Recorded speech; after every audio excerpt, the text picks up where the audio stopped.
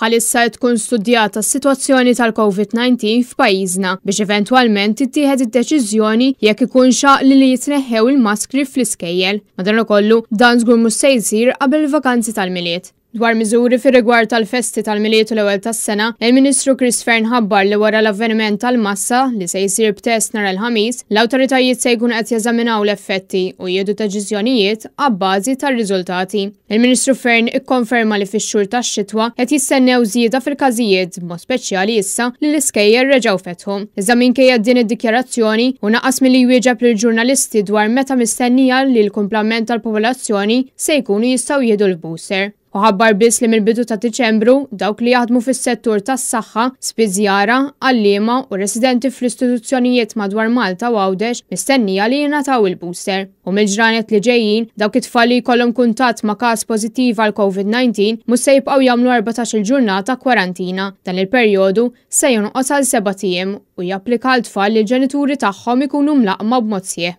Dwar ir-ristoranti, Fern qal li kienu biss 20 stabbiliment li japplikaw għall-inizjattiva li jiftħu għal persuni vvaċċinati. Intant, fl-aħħar sigħat il-Ministeru tas-Saħħa ħabbar li ddaħlet persuna oħra fl-isptar Mater Dei u din qed tinżamm fit-taqsima tal-kura intensiva tal-isptar. B'hekk, il-persuni rikoverati fl-isptar issa telgħu għal 9. ċifri pubblikati juru li fl-aħħar sigħat kellna 19 il-każ ġdid filwaqt li fihom 15 il-persuna oħra biex b'hekk il-każi attivi huma ta' 271. Mod separat, dwar il-vaċċin tal-influenza tħabbar li tfal se jibdew jieħdu l-vaċċin f'forma ta' spray minflok injection.